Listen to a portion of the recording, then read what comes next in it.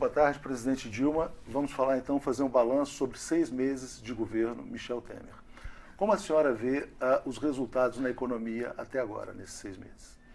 Primeiro, boa tarde a todos e boa tarde a todas essas pessoas de bem que acessam o 247. Eu, por exemplo, me informo muito no 247, porque você tem acesso a um outro tipo de informação crítica. Bom, nesses 6 meses, o que eu acho que ficou claro, em primeiro lugar, foi que venderam gato por lebre.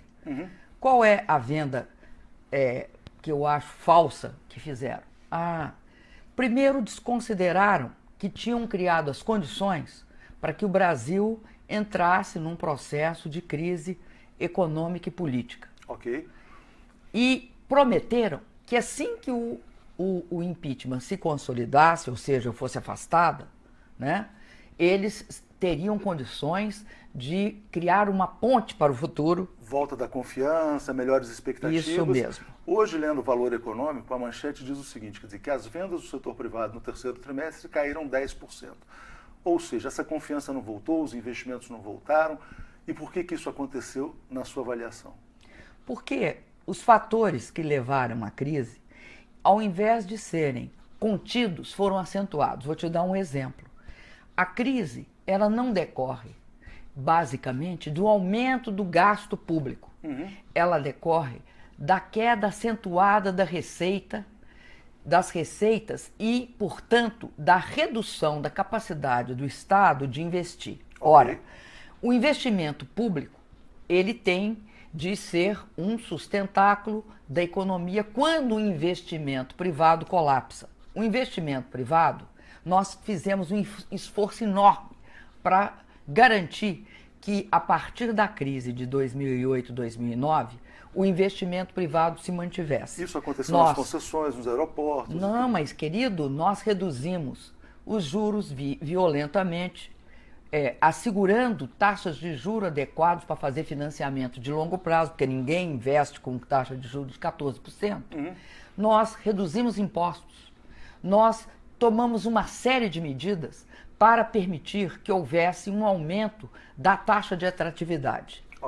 Isso tudo não foi suficiente para assegurar que o investimento privado se mantivesse. Inclusive, houve até uma recomposição da capacidade de exportação do Brasil. Mas o que vinha acontecendo? Nós estávamos sofrendo os efeitos da crise internacional, também com problemas externos, como a maior seca dos últimos 80 anos. Tudo isso levou a alguns problemas imediatos. Por exemplo, o aumento do preço da energia, que depois se reverteu. Um ano depois, ele já estava revertido. Mas não foi isso que precipitou o Brasil numa crise profunda. Foi a política do quanto pior, melhor. Eu queria que a senhora detalhasse mais esse ponto, porque quando a senhora vence as eleições presidenciais, é reeleita em 2014, a senhora tem a noção da necessidade de um ajuste fiscal. Fala isso dias depois, enfim, e esse ajuste é explicitado para a sociedade. Mas a senhora aparentemente não teve condições políticas de levar isso adiante. A senhora não conseguiu governar em 2015, quer dizer, essa sabotagem, de certa maneira, responde pela crise que a gente vive hoje, ou é um dos capítulos dessa crise, a construção do impeachment, de certa maneira? Olha, nós achávamos que tinha de ter um ajuste de curto prazo, bastante reduzido, que implicasse em duas coisas, principalmente em aumento de receita. Porque a crise era uma redução, a receita vinha caindo desde 2011. Daí a CPMF? Daí a CPMF, daí a proposta de juros sobre de taxar juros sobre capital próprio, de voltar a taxar dividendo. O Brasil, junto com, eu acho que apenas um país do mundo não taxa dividendos. E por aí ia. O que acontece? Acontece que começa, logo depois da minha eleição, para o segundo mandato, começa uma política de construir o meio ambiente para a minha deposição. O impeachment, que vai ocorrer dia 31 de agosto de 2016, ele começa a ser tramado no dia que eu ganhei a eleição. Que foi outubro de 2014. Foi novembro. Novembro de 2014. Que teve segundo turno. Isso. Então, dias depois, né, pedem recontagem de votos. A intenção de criar esse ambiente político de desequilíbrio já inicia-se. Então, pede recontagem de voto, auditoria nas contas. Aí elege-se presidente da Câmara, mudando a correlação de forças do PMDB, uma pessoa que tinha uma visão ultraliberal em economia, extremamente conservadora e princípios éticos extremamente questionáveis, que é o deputado Eduardo Cunha. E que também estava acossada por investigações, enfim, quer dizer, se via de certa maneira intimidada ou acossada, né? Sim, queria negociar, sobretudo, que ele tivesse livre das investigações que chegariam nele lá pelo meio do ano, mostrando que ele tinha contas na Suíça, apesar dele negar que tinha contas no exterior. Bom, esta pessoa, o que é importante nisso também é que ela muda a correlação de forças dentro do PMDB. Okay. E ele leva junto, em aliança estreita, com quem? Com o PSDB, liderado pelo Aécio Neves. Derrotado. Inconformado, junto com a mídia. Que dá base para isso. Que também se sentiu derrotada. E que tinha uma versão sobre o Brasil que estava tudo chegando ao fim. Fizeram eu digo, uma profecia autorrealizável, ou seja, falava que o Brasil ia quebrar, a tempestade perfeita, conduzindo para isso. E começam a inviabilizar o meu governo, através da política que ficou conhecida pela mídia como pálpita-bomba de um lado, e nós chamávamos da política do quanto pior, melhor. Que consistiu em elevar o gasto quando se tratava, naquele momento, de fazer ampliação da receita. E mesmo com ministros como Joaquim Levy, que era bem visto bem no mercado, quer dizer, ele não foi o suficiente para estancar esse tipo de movimento. Não só não foi o suficiente, como todas as medidas propostas não foram viabilizadas. E mais, eles passaram a aprovar a tal das pautas bomba. Isso. Inclusive... Fim do fator previdenciário. Fim do fator previdenciário, o problema de impedir que houvesse tributação no diesel, enfim, uma série de medidas... Ou seja, então a gente tem ali um primeiro capítulo dessa construção da crise, que é, vamos dizer assim, a inviabilização... Isso. Mas os capítulos seguintes são terríveis também. Pois é, mas eu queria entrar no segundo, quer dizer, quando a senhora é afastada, porque a senhora é afastada... Não, mas no dia, entre o final do ano de 15 e o meu afastamento, eu não sei se você percebe que há uma flagrante quebra institucional. Como se deu essa quebra? A Câmara não funciona. Da segunda... Logo, os deputados tomam posse na próxima legislatura. Isso. Tá? Quando? Sempre em fevereiro. De fevereiro até a véspera do meu afastamento, em maio, não houve uma única comissão, nem a de Constituição e Justiça, nem a de Finanças e Tributação, nenhuma comissão foi nomeada. Ou seja, então essa aliança Aécio Neves, Eduardo Cunha, ela funcionou para construir essa paralisia. E mais, eles foram no limite, ou seja, eles quebraram a própria institucionalidade antes do impeachment. Então, o impeachment é um processo que começa lá atrás e vem se criando um ambiente sem medir as consequências para a população brasileira. Esse meio ambiente propício ao impeachment, ele é integrado por uma imensa política de quebra de confiança na economia, na sociedade, nos valores de que sustentam a normalidade de um país. O Brasil viveu uma situação de total, vamos dizer assim, extravagância. Mas quando a senhora mais do que extravagância. 12 de maio. Você usou uma palavra chamada anomia, cria-se de tudo quanto é forma a paralisia do governo. Isso. E dizia-se que não havia governo. Mas a senhora é afastada em 12 de maio. O governo atual toma posse no dia 13, uma sexta-feira 13. Bom, a partir daí, quer dizer, existe uma política de expansão fiscal. Quer dizer, como é que isso faz parte dessa construção da crise? Para mim, essa política de expansão fiscal uma tentativa de se legitimar, de usar o orçamento para legitimar um governo ilegítimo. Okay. Como? Você aumenta a necessidade do gasto, mesmo que o rombo seja um rombo que vai prejudicar a retomada do crescimento do país. Daí e aí o déficit de quase você 200 dá bilhões. um déficit que sai. Nós tínhamos proposto 96. Os 96 corrigidos para o momento em que eles fizeram, não chegava a 120. 50 bilhões foi usado para dar aumento para quem não precisa. Fazer uma política que não resulta em ampliar a demanda do país. Pelo contrário, você beneficia segmentos que são os privilegiados. E aí você acaba com programas como Minha Casa Minha Vida, que é um programa que incentiva o emprego e o investimento na construção civil. Okay. Você reduz, inclusive, políticas importantes na área da educação. Você cria todos os obstáculos para que o Brasil se expanda. Então, os 170 bilhões são 170 bilhões que eles usaram para criar uma legitimidade aparente, não para construir a solução para o país. E isso explica porque, a partir daí, mesmo com toda a propaganda de que as expectativas estão mudando, que as coisas vão mudar, que o investimento estrangeiro vai ser atraído para o país, como se em algum lugar do mundo houvesse investimento quando não há demanda nem incentivo à demanda. Não, o que existe de investimento estrangeiro no Brasil hoje, até uma matéria do Valor também, fala o seguinte, que o Brasil é o terceiro país que mais vende empresa para a China. Existe aquisição, mas não existe investimento novo. Quer dizer, ou seja, o Brasil, de certa maneira, pode estar sendo liquidado no mercado persa. Porque há uma desvalorização do patrimônio brasileiro. Eles mesmos se encarregam de fazer isso. Agora, é grave também outros aspectos do governo que assume em maio. Por exemplo, fim do Ministério da Cultura.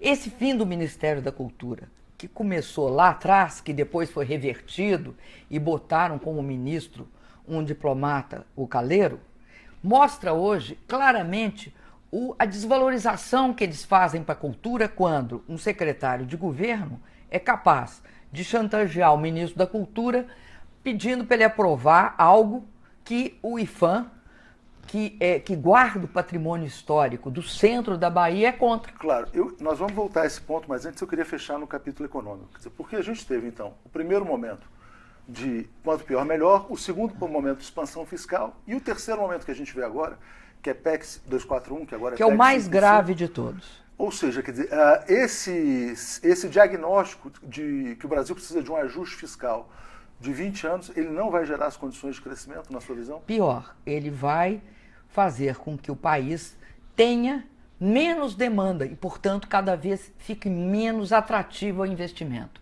Veja que o ajuste, o que é a PEC 241, agora a PEC 55? A PEC 55 não passa de um ajuste fiscal permanente por 20 anos. Por quê? Porque ela reduz a possibilidade de investimento, não só em educação e saúde, o que é gravíssimo, né? Para você ter uma ideia, porque é muito difícil as pessoas imaginar mais o que significa essa redução. Se ela fosse aplicada há 10 anos atrás, ou seja, vamos supor que em 2006 nós adotássemos a PEC. Para você ter uma ideia, o salário mínimo, que hoje é R$ 880, seria 400. Ou seja, a demanda estaria lá embaixo. Lá embaixo, porque uma parte da demanda é consumo. De outro lado, você tem também uma redução em educação e saúde. Na saúde, em torno de quase 50% e na educação, de 70%. Né? Então, 101 bi ou 102 bi que gastamos no ano de 16, na educação seria 35 e na saúde em torno de 60. Agora, o que é grave em termos de investimento é que você instaura um conflito distributivo. Por quê? Se nada cresce, como é que você vai investir? E aí, isso que explica que eles já começaram a acabar com todas as políticas de investimento que o governo tinha. Hoje, eles não conseguem fazer nenhuma concessão, nenhum projeto de concessão, porque ninguém vai fazer investimento de 25 anos com a taxa de juros lá nas alturas. E o BNDES sendo retirado de tudo. Eles atribuem ao setor privado investimento de longo prazo no Brasil. Ora, até hoje, desde o dia que o Cabral chegou no Brasil, nunca aconteceu. Você tem toda uma política de restrição do investimento e não de expansão do investimento. Então, você compromete o consumo, você compromete o investimento público. E o investimento privado, para ocorrer, precisa de ter demanda. Agora, presidente, houve uma grande aliança empresarial, midiática, política a favor do seu afastamento, né? Já começa, na sua visão, a cair a ficha da sociedade de que não deu certo do ponto de vista econômico, quando a gente começa a perceber as primeiras manchetes de que a confiança não voltou, de que a crise é mais permanente, é mais persistente, ou seja, essa percepção de que esse processo político é a causa da recessão? Ou muito mais do que o que chamam de herança maldita, por exemplo? Posso te falar uma coisa?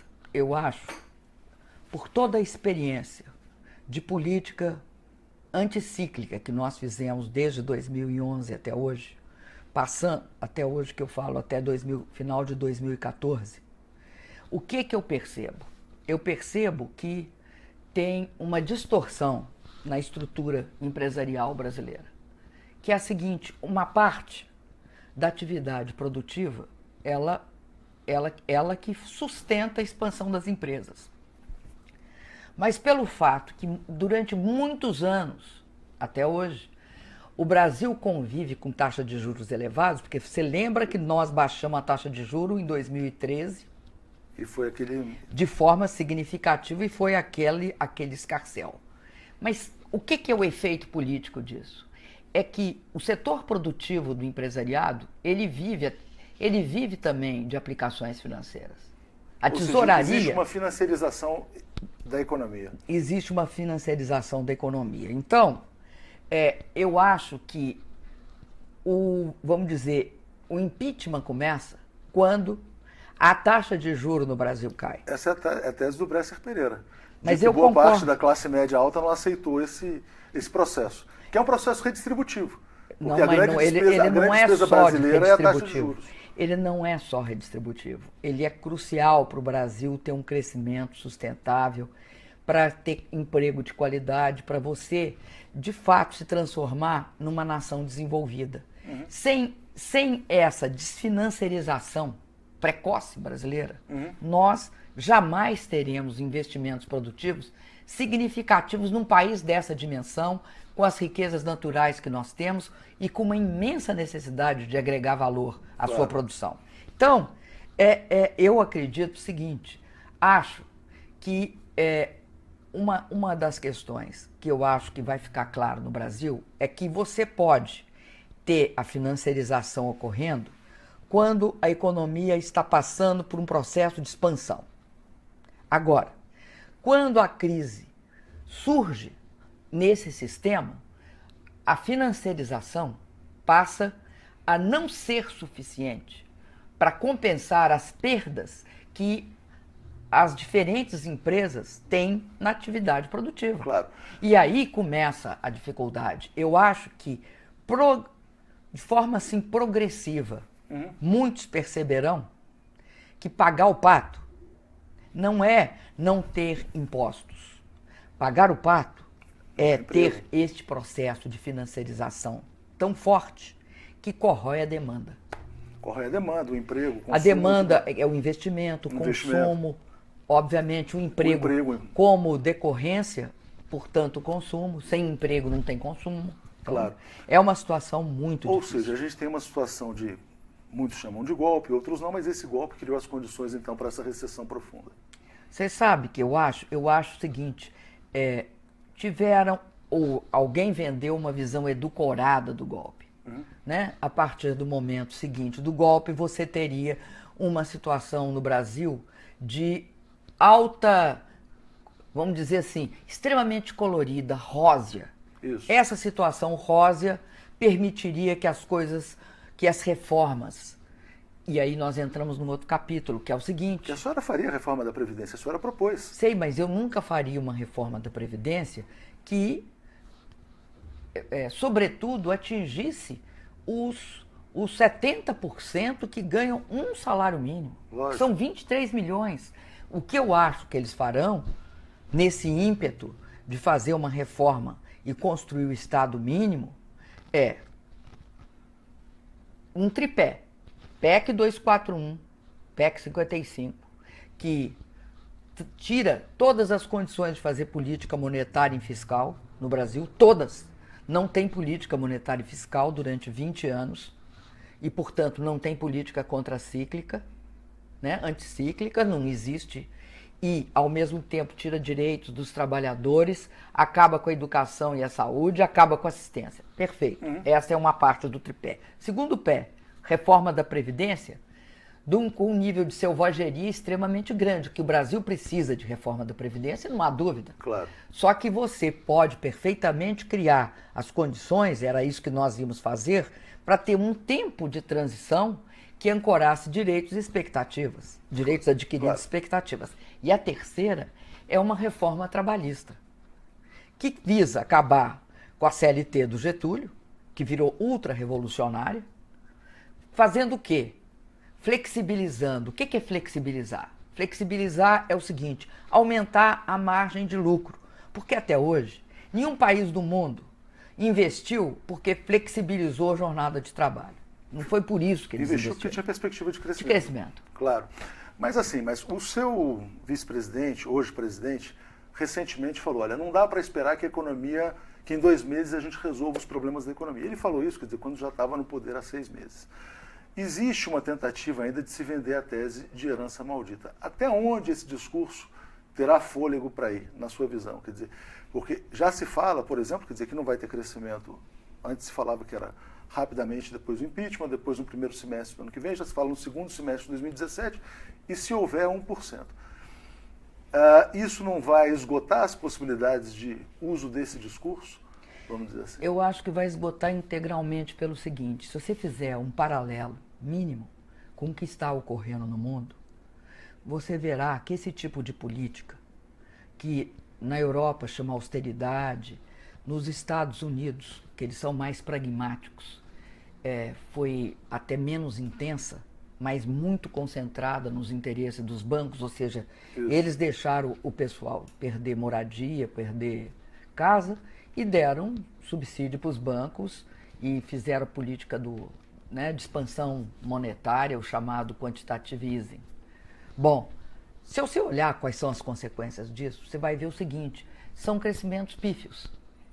Tem até uma senhora que é editora do Time, que escreveu um livro chamado Makers and Takers, que ela mostra que dos 100% de recursos financeiros que correm mundo afora, principalmente nos Estados Unidos, em torno de 85% é empregado em ativos que já existem. Não vira receita, aliás, não vira nova riqueza, não produz investimento, não produz emprego, não produz novo consumo. Só 15% é que produz isso. Isso explica que o crescimento é bastante anêmico nesses países. Você tem um crescimento muito pequeno.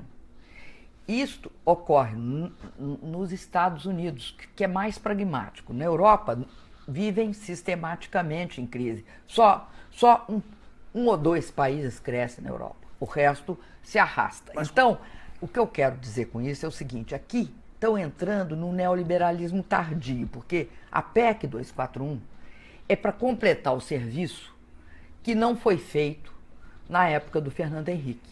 O que ela faz? Ela utiliza o orçamento público basicamente para pagar juro. A única variável que está livre é juro. O resto está tudo engessado. Como se a sociedade fosse passiva, como se fosse um grande rebanho. Não, por 20 anos. Por 20 anos. Não é por 5 meses. Claro. Não é por 1 ano. Não é por 2. É por 20. Que eu saiba, fez isso, o único país que fez isso é o Japão. E olha que o Japão não tem uma população ampliando e viveu até agora numa situação de estagnação. Claro, e tem igualdade, né? E tem uma distribuição de renda muito mais elevada, bem mais elevada do que a nossa. Então, você tem uma situação, eu acho que de grave conflito no futuro. Mas o que nós estamos construindo é as condições de grave... E não é possível ficar falando depois de 6 meses, em herança maldita, depois de 1 ano, em herança maldita. Esse discurso, ele não se criará mais. Claro. Então vamos falar, vamos dar nome aos bois aqui. Vamos falar o seguinte, quer dizer, 2015, um ano em que a senhora não conseguiu governar. A economia caiu 5%, resultado desastroso. 2016, onde a senhora só foi até maio, mas também sem condições de governar. 3,5%. 2017 se cresceu 1%. Qual que é o papel, na sua visão, do candidato derrotado, Aécio Neves, nesse processo? Dessa tragédia econômica, enfim, a responsabilidade que a senhora atribui a ele. Por isso. Você sabe o que eu acho estarrecedor? Quando houve a eleição do Trump, perguntaram para o José Serra o que ele achava do respeito à eleição. Ele fala que a vantagem da eleição americana é demonstrar que você respeita o resultado eleitoral de voto direto, secreto, num pleito público e notoriamente. Onde ela teve 1,5 milhão de votos a mais do que o vencedor. A mais. No caso do Brasil, eu acho que o golpismo é algo que é entranhado na elite brasileira. E acho que o representante mais puro disso é o senador Aécio Neves. Ele teve uma atitude de absoluto desrespeito pelos 104 milhões de brasileiros que participaram da eleição em 2014. Quando você tem esse tipo de atitude, você entende por que no Brasil nós estamos vivendo uma situação muito, muito perigosa do ponto de vista da democracia. Tão perigosa que você hoje vê pessoas autorizadas por esse clima construído pelo senhor Aécio Neves a invadir o Congresso e a propor a volta do regime militar, claro, e a intervenção militar. Ele imaginava que iria usufruir os benefícios de uma eventual mudança de regime, talvez como Carlos Lacerda, em 64, e que teve um final desastroso, né? Como é que a senhora avalia hoje a situação de, por exemplo, ele não é a figura mais forte nem no partido, internamente, não é colocado mais como um presidenciável efetivo. Do ponto de vista das investigações também, muito se fala de que se aproxima dele. Ou seja, quer dizer, lançou o Brasil num abismo para não colher nada em troca? Ele se julgava blindado, eu acredito. Blindado do ponto de vista político e do ponto de vista das investigações que ele acreditava que não chegariam a ele, não é o que está acontecendo. Agora, o que eu acho mais grave da ação dele e do PSDB foi o fato de que comprometeram a democracia e contribuíram para que o Brasil entrasse de forma perigosa num estado de exceção, que convive com o processo democrático, que corrói o processo democrático. E nós estamos vendo isso acontecer. Quais são os principais exemplos que a senhora vê desse estado de exceção? O principal exemplo é o próprio impeachment sem crime de responsabilidade, claro, que aí você rasga a Constituição. Mas tem outros. Eu acho gravíssima a decisão da 4ª Região do Tribunal Regional Federal, que disse o seguinte, que como a Lava Jato é excepcional, medidas excepcionais do ponto de vista da legislação podiam ser tomadas. Ou seja, você não precisa de acatar a Constituição. A senhora enxerga medidas excepcionais acontecendo no caso das prisões? Se a gente falar, por exemplo... Acho que prisões, por exemplo... Antônio Palocci, seu ex-ministro da Casa Civil, a senhora acha que foi equivocada, exagerada, sem possibilidade de defesa? Veja bem, eu acho que as pessoas, se elas cometeram um crime, elas têm de responder pelos crimes que cometeram. Agora, para investigar se elas cometeram o crime ou não, não é necessário prender e ficar com a pessoa presa. Se você vive num regime democrático, para você sustentar a prisão de alguém, ela tem de ter uma justificativa, tem de estar ameaçada. Por exemplo, eu não vou falar do Palocci, vou falar do Eduardo Cunha, tá certo. O Eduardo Cunha. Se era para prender o Eduardo Cunha, por que não prenderam quando todas as denúncias pelas quais ele foi preso, elas existiam antes? Talvez porque ele tivesse uma utilidade para o processo político. Eu acho que isso mostra um casuísmo que é absolutamente... ele fere a democracia. eu não vou defender a prisão do Eduardo Cunha se eles não prenderam antes, eles têm que explicar por que estão prendendo agora. O que explica que estão prendendo agora? Não prenderam antes, não prendam agora. E mais, se a pessoa não vai fugir, se a pessoa não tem meios de comprometer a investigação, não pode ser preso. Tem o direito de responder em liberdade. Tem o direito de responder em liberdade. Eu acho, por exemplo, a gravação minha, como presidente, com o presidente Lula, é um escândalo do ponto de vista, para qualquer país do mundo, claro. Aquilo seria considerado crime contra a segurança nacional. Além disso, gravar advogados. Ontem foi exibido no Fantástico uma gravação do garotinho com advogado, como se fosse a coisa mais normal do mundo. Essas coisas estão se tornando rotineiras. Então, assim, esse estado de exceção, que a senhora falou no Paraná, ele está se alastrando, de certa maneira. Você sabe que é diferente o estado de exceção, porque as pessoas tem hora falam, não, mas nós não estamos numa democracia. O que diferencia a ditadura da democracia com medidas de exceção e com estado de exceção? Comprometendo-a. O que diferencia é o seguinte, na ditadura você suspende todos os direitos para a sociedade. Né? Direito de expressão, manifestação, liberdade de imprensa, ir e vir, etc.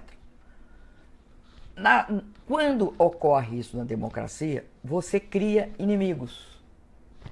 Inimigos aos quais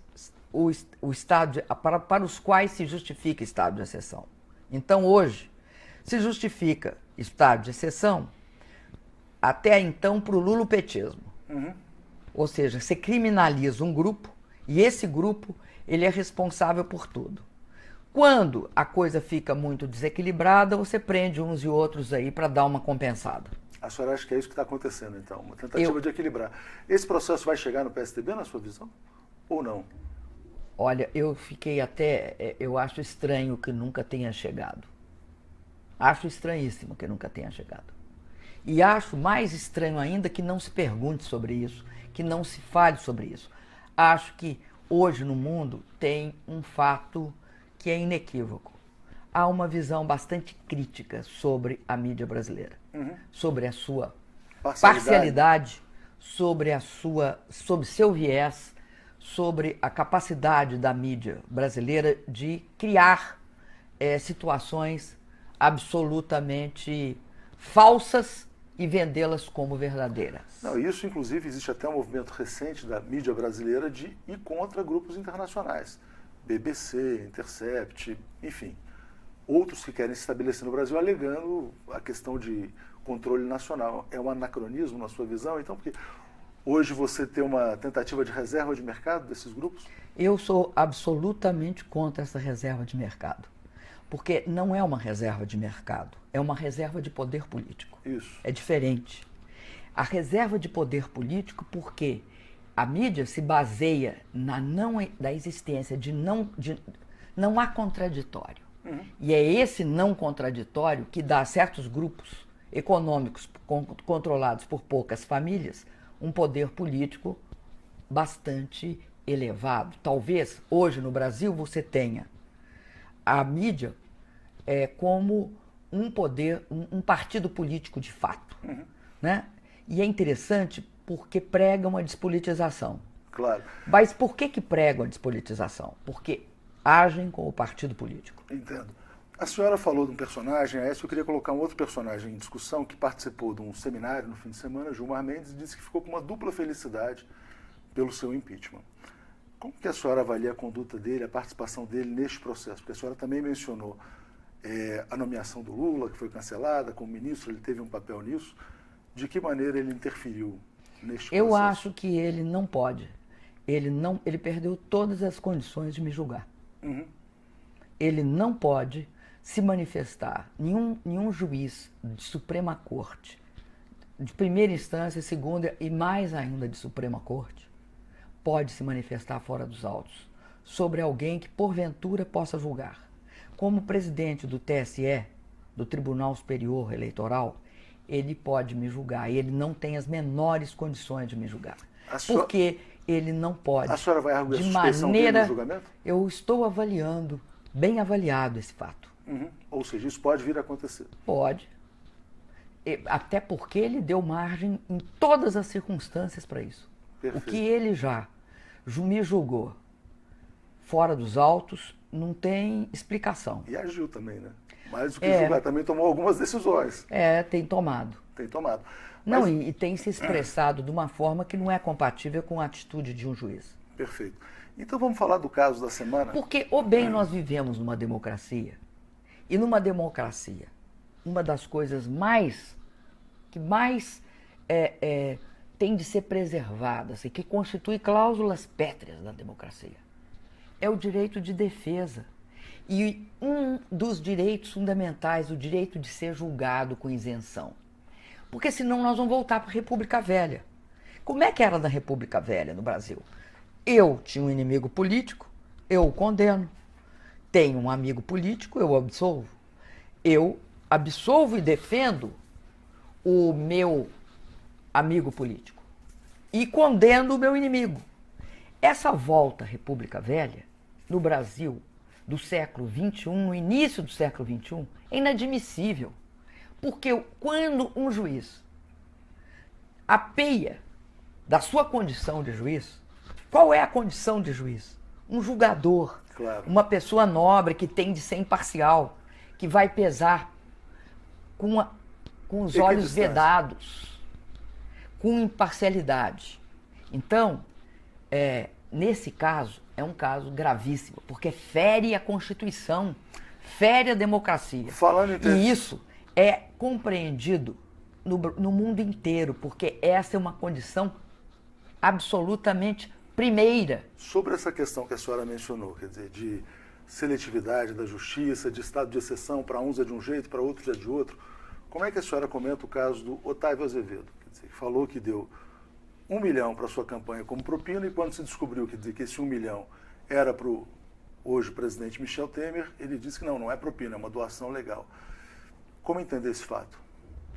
Esse fato coloca duas coisas em questão. Primeiro, coloca o papel do delator. O delator premiado.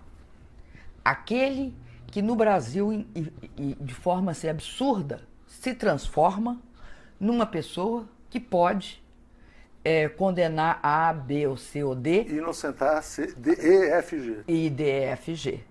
Bom, o que aconteceu? Ninguém perguntou para ele, nós jamais perguntamos para ele se ele tinha contribuído para propina ou nada. Ele foi depor. Primeiro, a gente tem de entender que ele foi chamado a depor.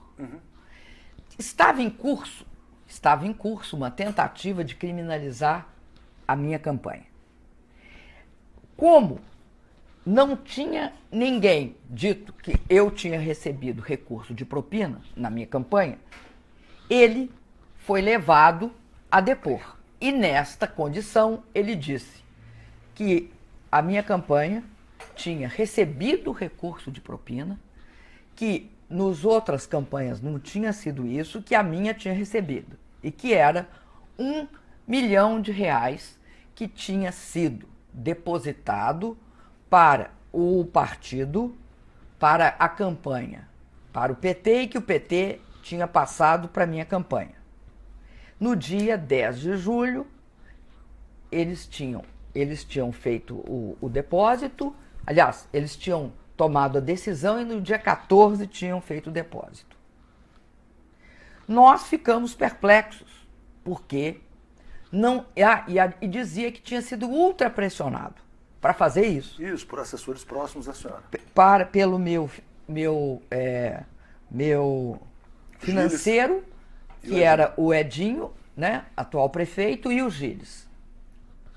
Nós tínhamos de nos defender. Nós fomos olhar na comprovação da campanha, na prestação de contas da campanha.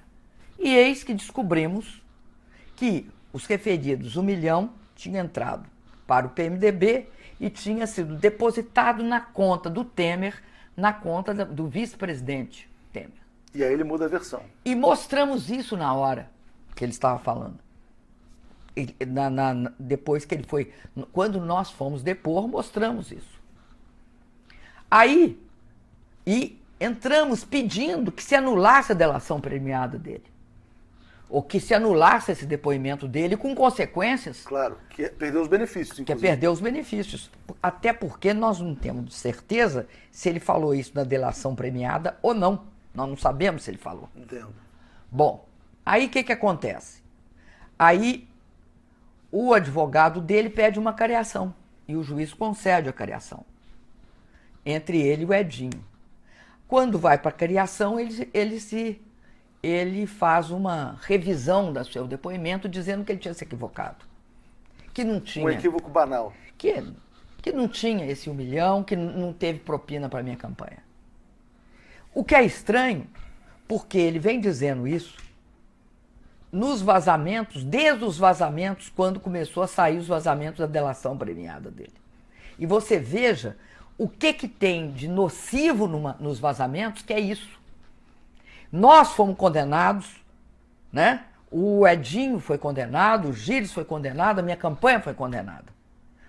E, na verdade, o senhor Otávio Azevedo estava faltando com a verdade quando disse que nós tínhamos recebido 1 milhão. Então, no meu caso é propina, no caso do Temer não é propina. Agora, eu acho que ele se comportou como um agente político, utilizando, tá, essa investigação como arma política. E isso é o que é profundamente incorreto quando se trata do uso. Com que interesse? Quer dizer, com o interesse de se posicionar bem em relação ao novo regime? Não. Eu acho que, no caso, eu vou te dizer uma coisa. Nós temos indicações que ele é um tucano. Entendi. No caso, seja, ele está fazendo... Ele estaria instruído. É isso que nós achamos. Agora, nós não temos como ter certeza. Então, eu estou falando uma coisa, mas não tem. Quero aqui deixar claro que eu não tenho certeza. Perfeito. Mas, pela convicção com que ele acusou e deu dados, ele queria atingir, Mas primeiro, possível, eu queria exemplo... duas coisas, ele queria. Primeiro, tá? Criminalizar a minha campanha. Segunda questão, ele fazia parte de toda a armação para separar a minha conta do Temer. Ou seja, a senhora seria condenada e o Temer não seria condenado. Ele seria condenado. Aí, quando é para condenar só o Temer e não a mim, aí não é. Aí já muda de figura. Então vamos falar do episódio da semana, comentado, do fim de semana, que é o caso do Gedel Vieira Lima.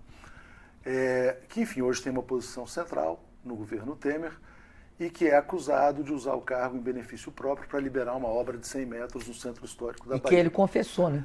Que ele confessou. Surpreende a senhora esse tipo de comportamento neste novo governo ou não? Olha, eu acho que desde o início o governo interino naquela época mostrou uma absoluta descompromisso com a cultura.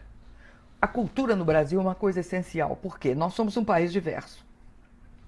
E como nós somos um país diverso, a cultura ela cumpre um papel de estruturar a nossa nacionalidade. Ela é um cimento para nós nos reconhecermos, né? Ela contribui para isso.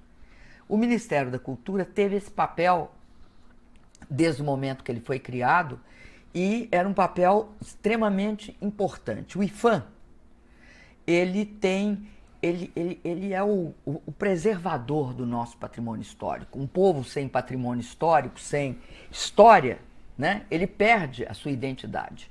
Então, inclusive, nós fizemos o PAC das cidades históricas, isso. O IPHAN foi estratégico nisso, ele foi extremamente valorizado como um dos elementos para estruturar uma política de cultura. Sabe-se agora que uma das primeiras medidas do governo foi tentar criar uma secretaria de patrimônio. Para tirar do IPHAN. Para tirar do IPHAN. Tirar do IPHAN.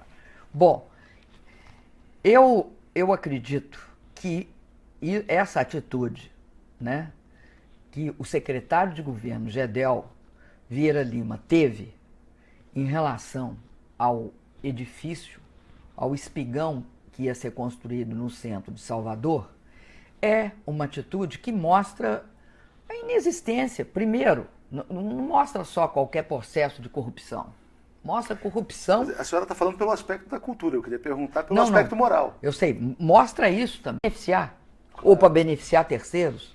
De qualquer jeito, eu acho extremamente grave, acho que se ocorresse em qualquer governo sério, ele teria de ser afastado.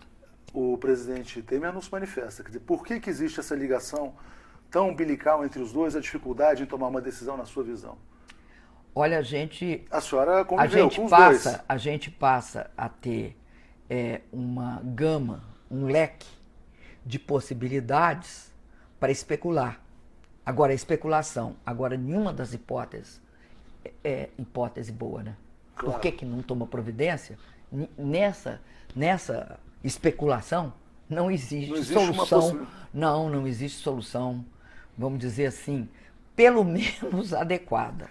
Só solução, só hipótese muito ruim. Agora, voltando para os 6 meses. 6 meses de maus resultados econômicos. A senhora acha que, vamos dizer assim, esse processo vai ser pedagógico para a sociedade, também pelo aspecto moral, ao revelar a natureza de alguns personagens, como agem em relação à coisa pública ou não?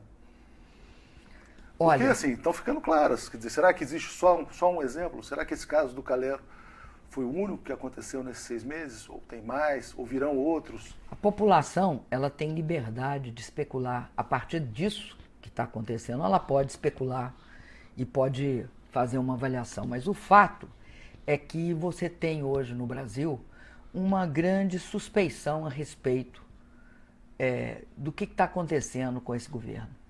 O que é, para que é que ele veio? Eu acho grave o senador Jucá transformar-se em líder do governo. Por que eu acho grave? Ele tinha um objetivo, que é estancar uma sangria. Pois é, porque ele foi gravado. E ele foi gravado e toda a preocupação dele era impedir que a investigação chegasse até ele. Então, não é possível se supor que nesses 6 meses ele mudou de posição. Claro, né? mas a senhora ele não foi interrogado, ele foi gravado de forma espontânea. A senhora não acha que caiu porque não conseguiu oferecer proteção para esse mundo político? Esse mundo político desesperado hoje, quer dizer, hoje foi dito tem uma entrevista do Onyx Lorenzoni, relator das 10 medidas, dizendo o seguinte, olha, que o clima no Congresso é de pavor, porque todos têm medo. E talvez a senhora não tenha conseguido oferecer, não tenha tentado oferecer proteção. Olha, eu vou te falar o que eu acho que aconteceu e que atingiu o auge agora com esse governo. O Brasil passou por um processo de ditadura e teve, na Constituinte de 88, nos personagens que a conduziram, um momento alto da nossa democracia. Né? Nós estávamos reconstruindo a democracia no país. Então você tinha um Ulisses Guimarães, você tinha pessoas dentro do PMDB que caracterizaram o PMDB como o grande centro democrático brasileiro. E esse foi um processo que veio ocorrendo. Eu acho que no final do mandato do presidente Lula para o meu primeiro mandato, eu acho que começou um processo dentro do PMDB de mudança da hegemonia.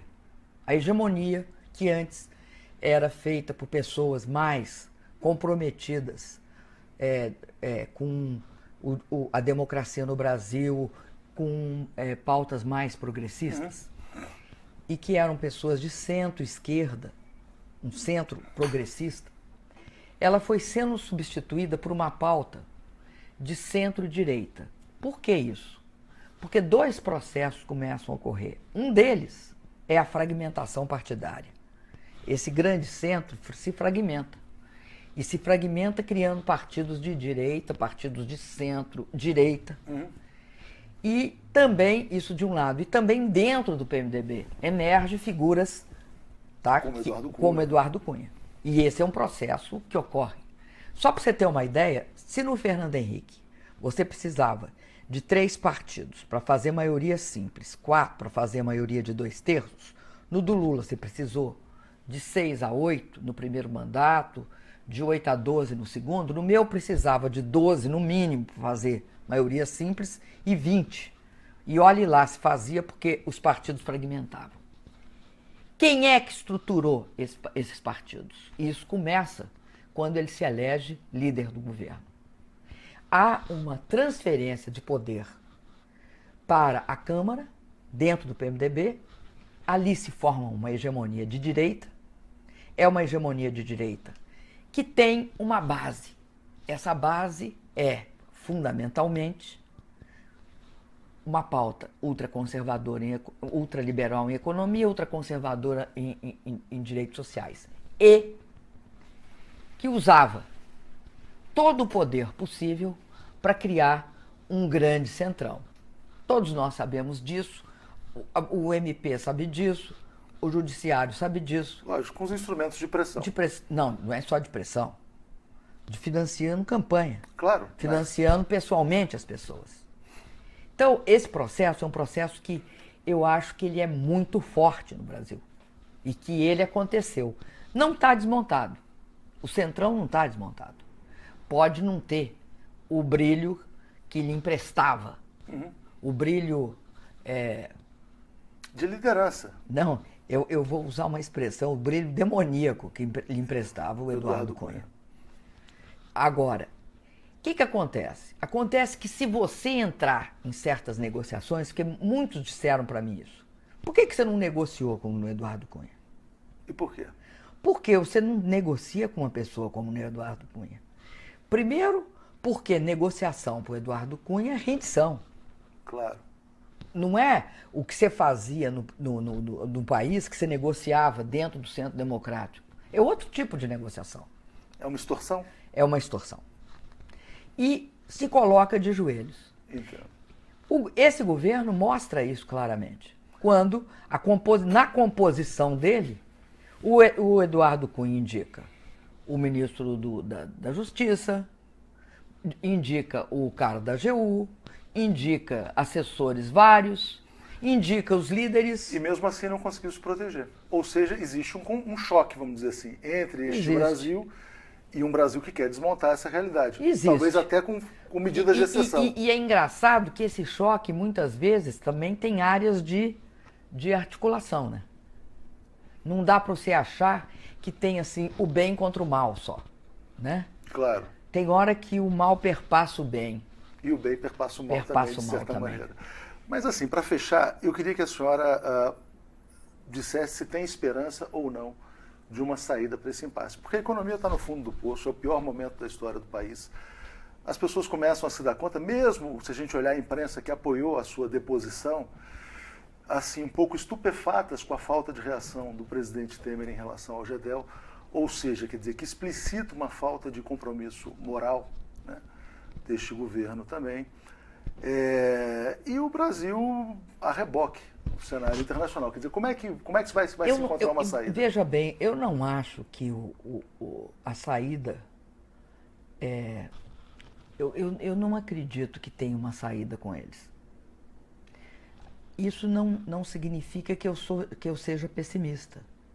Eu acho que o Brasil tem força suficiente para construir novos caminhos. E será necessário construir novos caminhos. Eu não acho que este grupo que cerca, que está dentro do Palácio do Planalto, ele tem liderança, ele tem ambição política do tamanho do Brasil para levar o Brasil a sair dessa situação. A ambição política deles é do tamanho mínimo deles. É do tamanho de um apartamento na Bahia? É o apartamento da Bahia. É desse tamanho. É desse tamanho. É. E a senhora acha que eles chegam até 2018? A sua avaliação? A minha avaliação é que a gente não pode... eu não defendo golpe no golpe, dentro do golpe. Não acho que... eu não defendo o tipo de política do quanto pior, melhor, feito pelo senhor Aécio Neves. Não é possível alguém achar que dá certo isso. Se tem gente plantando, porque a partir de 17 passa a ser eleição indireta. Tem gente que, como não consegue se eleger através do voto direto do povo brasileiro, quer utilizar de forma A senhora acha que o oportunista. presidente Fernando Henrique tem essa pretensão? Ah, não tenho certeza, não sei. Tem uma desconfiança, uma suspeita? Achei estranho a fala do Chico Graziano. De lançá-lo. Muito estranho. É. Mas, Agora, se a senhora não defende não o golpe sei dentro se do aquilo... golpe, a senhora defende que esse governo fique até 2018, até a próxima eleição? Olha, eu acho que a alternativa é qual? Não sei. Estou lhe perguntando. Pois é. Eleição, existe uma alternativa? Eu sempre fui a favor e propus isso antes de sair. E antes do processo de impeachment chegar ao fim, eu propus que se convocasse eleições diretas imediatamente.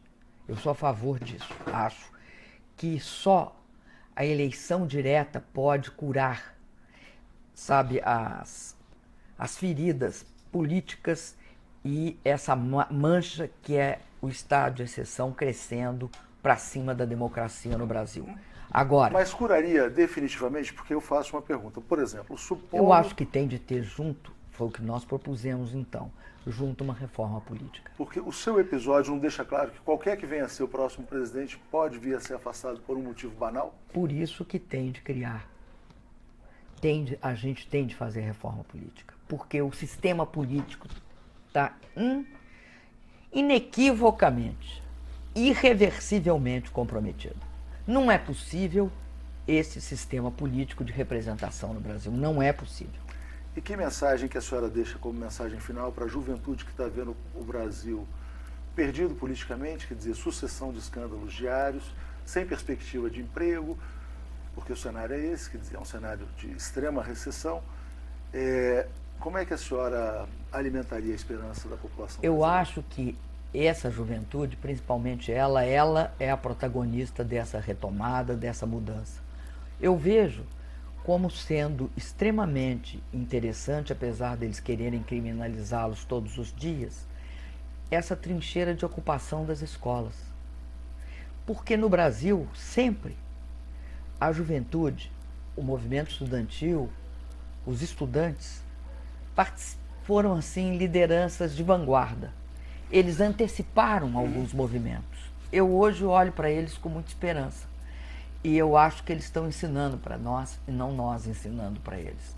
Eu achei a fala da menina Ana Júlia, no depoimento dela, Ana Júlia, no depoimento dela no Paraná, perante a Assembleia Legislativa, algo fantástico, de uma lucidez política imensa, a respeito do que ela queria e do que era que ela estava fazendo. E eles estavam fazendo. Então, eu acredito que o Brasil precisa. Eu não acredito em saídas por eleição indireta, não acredito. Acredito em saída por eleição direta e tem de ter reforma política. Vamos lembrar uma coisa? No Brasil, o que acontece? Eleição presidencial. Os presidentes sempre são um pouco mais avançados que seus parlamentos. E isso está criando um gap, um fosso muito grande. mas é engraçado porque hoje a gente tem um governo que fala que a sua força é representar o parlamento, de certa maneira. Ou seja, pelo fato de não ter sido eleito, de ter uma história parlamentar, é como se o retrocesso, pelo fato... Mas ele representa o retrocesso. Ele representa esse sistema político absolutamente falido do Brasil. Ele representa isso. Eu achei interessante, eu não lembro mais qual dos jornalões que falou o seguinte: ele não pode ficar pensando que ele pode falar só para o parlamento e para o mercado. E eu acho que ele não pode falar só para o parlamento e para o mercado. Ninguém no Brasil vai governar esse país falando para o mercado e para o parlamento. Ele ainda não colocou os pés na rua. Não pode, né? A senhora acha que existe um presidente sitiado hoje no Brasil? Como é que a senhora o definiria, para a gente fechar então com chave de ouro aqui? Olha, eu acho ele uma pessoa média. Ele está aquém do Brasil. Então, O brasileiro médio está além dele. O brasileiro pequenininho está além dele. Ele, como liderança, está aquém do Brasil, está aquém do povo brasileiro. isso foi dito pelo Fernando Henrique, disse que ele não lidera. Quer dizer, talvez Não, arrependido não do... acho que ele só não lidera. Acho que ele não representa, ele não, sabe, ele não vê. Porque no mais simples dos brasileiros tem caminho, entendeu? Quando você conversa, quando você chega na população, você descobre coisas absolutamente reveladoras, são epifanias que o povo te mostra. Eles sabem os caminhos. E acho que tem uma característica no Lula, se tem uma característica no Lula, é que o Lula se alimenta disso. Né? O Lula se alimenta dessa capacidade de você entender, de absorver o povo brasileiro. O que eu acho? Para você ter essa capacidade, eu me esforcei muito para ter. Para você ter essa capacidade, né, você tem de ter uma certa idoneidade moral. E, sobretudo, você tem de ter compromisso ético. Quando eu te disse aquela hora, eu estava citando o Gramsci, que dizia que as ambições ou são do tamanho do seu povo, ou você não está à altura dela. Uma pessoa não pode querer um apartamento de 2.600.000 num espigão. Ela não pode. Claro.